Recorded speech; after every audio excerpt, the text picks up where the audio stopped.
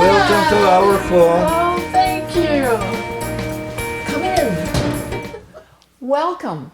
My name is Tracy Stewart, and today we're at the home of Vladmir Manski. Good job, right? I said it right? Excellent.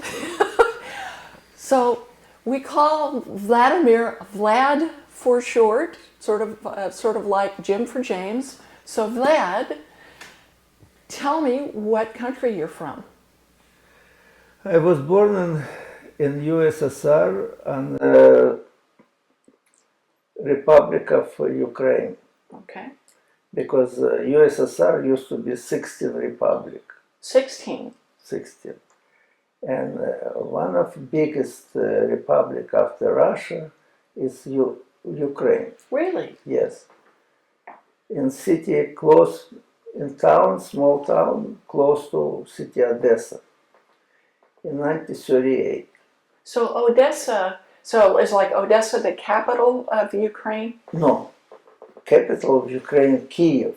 Kiev, okay. Odessa is a big city near Black Sea. So you were born near the Black Sea? Yes. And very good weather and very good city. The city was established by a French general. No kidding. Yes. Richelieu, Graf Richelieu. He was in Russian army. He helped Russian to teach soldiers how to fight. And he stayed in Russia. And he was Tsar sent him to Odessa to make the city. And he started already for 200 years Right. in Odessa. Wow. Stay Graf Richelieu. So now, it's officially that your city is called Odessa. You said it's near Odessa. No, where I born was near Odessa. But later I live in Odessa. Okay, so tell me the name again. Odessa. No, the city you grew up in. Well, it's a small town. It's called Znamenka. Namilka. Znamenka. And it's very, very hard for translating in English. Right. No, it's very hard to understand some of this, but I think it's important to acknowledge. Yes, That it that's was a where small you were town where I was born over Okay. there. And after World War II, when World War II started, we moved all. My mother with me and my older sister, she moved to deep inside Russia Right. because of Germany started occupying and Okay. So let's talk a little bit about growing up on the Black Sea. What was that like? life after life was very hard because after World War II, country was very poor, and what I remember, my first coat was from United States. United States sent in 1945, sent to Russia a lot dresses for children, for adults, because country was very, very bad. Right. And that's what I remember. This Your coat. coat. Wow. So what color was your coat? Do you It remember? was dust, red and white, and it was very, very, very good production. Okay. Very good. So how old were you then? About I was 8 years old. 8 years old. Yes. Okay. So And in this time in Russia was very, very cold weather. right. Yeah, it was freezing even in Odessa, what is south of Russia. Okay. Was minus Celsius 25 degrees. Okay. So what is that? We use Fahrenheit. So what is that? Oh, in it's, Fahrenheit? Do you I know? cannot even. Okay. I will leave that to the audience. If this will be That's in full- Fahrenheit, will be end of people will be scared. They will say tomorrow will be everything collapse. Right. But we wasn't go to school. So tell You me stay about home. school. When did you, what age were you when you started school? 8-year-old. So you started school at Yes. age 8, okay. And I started school where it was a language, Ukrainian language. Okay. Everything, math and grammar and all subject was in Ukrainian language. But out of school, everybody was speaking only Russian language. Really? Now why is that? Because the Russian language in Russia was very popular. Okay. Same like everywhere in all around the world, popular what kind of language? English. Right. That's what Russia, every republic who was belonged to Russia was Russian language #1. Okay. And after was language what they live. Of the individual republic. Right, but some school, they like, I was going, when I was child, some school was Ukrainian. Okay. So what kind of courses did you take when you were 8 years old? Do you remember? Everything. Everything? Math, everything. Math, history about, until 7th grade, you learn algebra, some trigonometry, Good. arithmetica, calculation. Right. Were you good at math? I was very good, but not on projects. I'm very good with numbers. Okay. And because the project you have to see it and you have to spend, and I never can see it. I have to move. So you were one of those kids that were running around and got in trouble because you weren't sitting? Right. Okay. I was, before go to school, we play soccer. Okay. And I put my books, and I was goalie and ring the bell, and I went over there. When I come back, my bag with my books gone. Uh-oh. That's what I remember too. So this kind of life was. In Russia, you can't leave nothing outside because you will not get it back. Because you what? Not get it back. No, you not. Oh, not. Don't leave anything outside because you won't get it back. I hear you. Okay. Oh, that's a little scary, isn't it? Okay. Not scary, but it's way of life. Yeah, way of life. Okay. So you knew how to read before you started school at age 8? No. You learned not to. at all. Not at all. So you learned to In read. this time, nobody prepared children for schools. Our parents' life was so hard. You see, in Russia, when after World War finished, my mother, to get some products, she had to get up at 4 o'clock in the morning and go in line to buy food. Right. And you stay in line. Line might be 2-3 hours on cold weather when the. So your mother got up at 4 a.m. to go stand in line.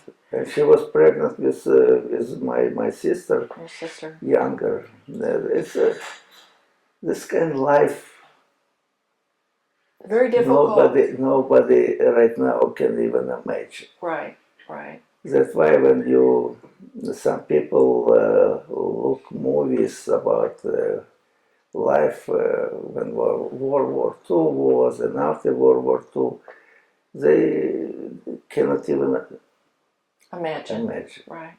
So what was your father doing during this period? My father was in when World War II. He was an officer, and in Russia most they don't have cars for drive. They have trains. Right. And they moved everything by train. Okay.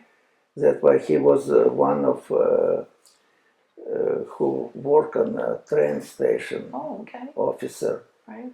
And after war, he still working on this, and he worked until he went retired. Okay. So were you fascinated with trains? Did you ever go to work with him to see the trains? No, I used train, but it's way of life. You go on train every day, when I mean you have train in city and you have train between cities. Right. But when because you don't have any in Russia in this time, people don't fly by airplane. Right. Like right now, first it was expensive, and second they didn't have airplanes for transportation. Right. Yeah, airplanes came much later. Yes, and I wasn't trained, but I wasn't sophisticated. I wasn't very. Did you like the trains? I mean, trains are a big thing for children here. Everybody loves to I have like trains. train. I like train, but it was boring if you go by train from one city to another. It takes so long time. Oh, and you didn't like to sit. Yes, Clara like it. She like read. You lay down on in train, and it's not like here. You only sit. Over there, you some have place where you rooms where you lay down and you can Right. sleep You and can you sleep can on the trains. read, Right. and it's for some people it's very good. Okay. All right. So, what did you enjoy doing in school? What sports? You like to play soccer before school? I You play said. soccer. Okay. I What play else? basketball later. I play volleyball, but I finish seventh grade. Mm-hmm. And in this time, after seventh grade, you have to, if you go in eighth grade, you have to pay some money because it was for government it was very important to give children 7 years at school, and after you can go work, Right. or you can go to special professional school. Right. Like a trade school. Right. Right. That was I went to trade school. Okay. And I got some. They pay me some money, and after 3 months, I start my trade school was to make model shoes Model shoes. for women and men. No kidding. Yes. You were a fashion designer for shoes.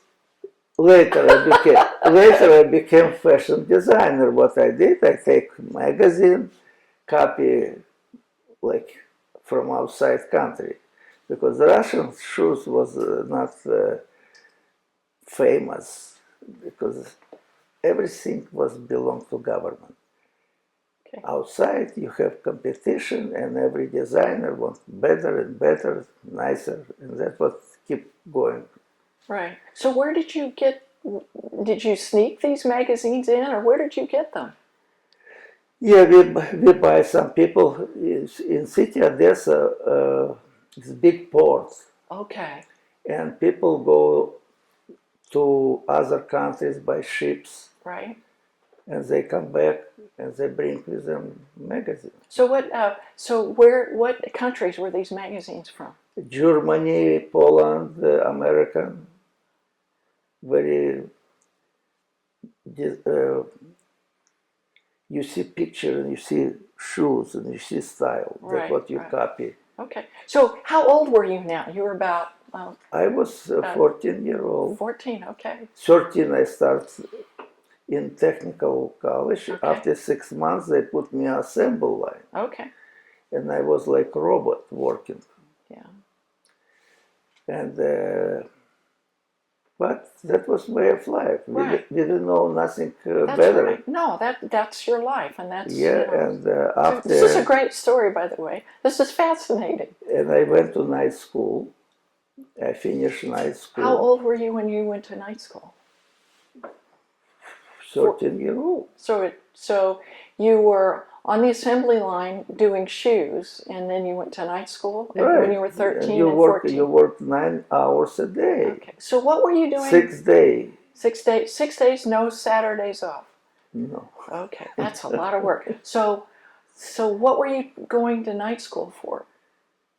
To finish my high school. Okay, to finish high school. Right. Okay, so what were you studying? I studied chemistry, I studied trigonometry, I Okay. studied geography.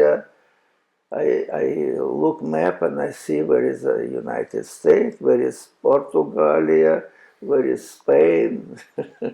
That Everything they put in my Put brain. in your head. Okay, Yes. so you're working 9-hour days, you said, and then going Night school. night school 4 hours. to get your like high school degree. Okay. Yes. So how many years did you do that? Was 4 years. 4 years. So when you were what, When 17? I finished high school, they took me to army. So you went to the army after, right out of school. Yes. Okay. They sent me 2,000 miles away from home. Where were you? Turkestan. Turkestan. All right. Turkestan is border of Iran. Right. And I was on border between Iran and Turkestan. I was border man. You were the border man. They at gave me 17. horse. So you were on horse? Yes, and I like it. It was my dream when I was young boy. Every Russian movie you see, the cycle on movies, and I was when I was child, I was so amazed. I like it, and I love ride horses, and when I can saddle any horse. Really? Everybody was surprised. I'm city boy, and I can sit on a horse like he listen what I do. You were a horse whisperer. Yeah. That's great. So did you have a sword? You said it's a cycle? They give cycles, they give you sports, Okay. and they give you carabin. A what? Carabin. Oh, okay. A gun. Okay. But after 6 months, they eliminate cycle and sports because it's you can't run for somebody who went across border with cycle. He will run faster than you. But really, He can run faster than a horse? no. You not sit all the time Okay, on you're not horse. sit on horse. Sometimes Okay. you have to go without horse. Right. And you see when very, very cold, you don't ride horse on border. On border, Russian border was 2 people. One was in front with light, and most very hard was every night. Every night. Every night. So how many hours were you out? 8 hours. 8 hours at night. If you go to 2 o'clock in the middle of the night, you come back 10 o'clock. And you walk 20 miles with flashlight. 20 miles? Yes. You were in good shape. It was so there were 2 of you doing this, or just one of you? 2 people. 2 people. Russian border was they closed it very good. They did, okay. How did they all close over it? the Russia. Did they build a wall? They built with how you call wires. Okay. But as soon you touch this wire, Yeah. it's go to station signal. Okay. And before this wires, you have about 20 feet boiling like powder ground. If somebody step, you can see it. Okay, so you could see their footprints. Yeah, you walk all night and see. So that's what the flashlight was no for. food. Ah, Yeah. so were there a lot of people were people trying to come into Russia from Iran, or people leaving Russia to Iran? In my time, one close where not close where I live, but I was in army. There was one person who tried to escape from Russia. Right. And they catch him. And one person who came to, because Turkestan and Iran was family. His family was on Russian side, and he was in Iran side. Oh. And he tried to come to Russia, and they catch him. Okay. Yes. All right. That's kind of like. Interesting. But most Russian border was keep it people not go out of Russia. Right, you want to keep them in. But we didn't know. Okay. So how many years were you in the army? 3 years. 3 years, all right. So then you got out when you were 21. Yeah. And what did you do after that? I went back to factory. Near Odessa? Yes. Okay. Not near Odessa, in Odessa. In Odessa. Yeah, and work same. Come back to my family, my mother, father, my sister, and start work again in the factory. And my Okay. mother. What were you doing in the factory? Were you still doing shoes? Shoes. Okay. And in this time, my mother and my father, my family, before I help my family. Right. All money what I make it, I give to my family. And Right. they have first radio, they have some first mirror and furniture. When I left to army, they if they don't have money for months finish, they borrow some money from friend. And when I come back, there was about 500 rubles behind. They owned somebody had to give back 500 rubles. Right. 500 rubles. And I have to start work again to help them Pay that back. pay back. Okay. And I did it after. You're a good son. And after I met Clara and I married. How did you meet your wife, Clara? Oh, she was working in factory. She was a dress designer. Okay. She was working at the same factory you were in? No. Different My factory. factory was, but I walk all the time. Because I pass it where his factory was. I pass when I go to my factory, and I have friends who was working with her, girls.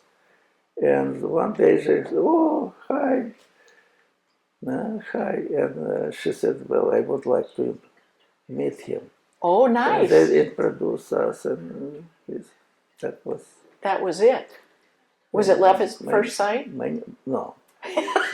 We was dated for 3 years, Yes. and after we married. Okay. But I changed my profession Okay. because I always want to do by hand shoes. And this time, factory bought how you call machinery to make shoes. Right. And you have to stay all day in a machine make it the shoes, and I was losing my feeling. I like make by hand a nice shoes, and this is machine does it. Right. Right. And I start to look, and besides, its salary wasn't so good. It was very hard job, but salary was 100 rubles. So what did you decide to do? I find some friend who all my life I tried to do over there to make somehow better living. Right. But in Russia, everything is corrupted. Right. I hear you. If you want to find a job where you can make money, you have to have somebody who will give you chance to do it. Okay. Well, I met some person who was, he worked hard, but he was rewarded because people, when you bring, he was working in gas company.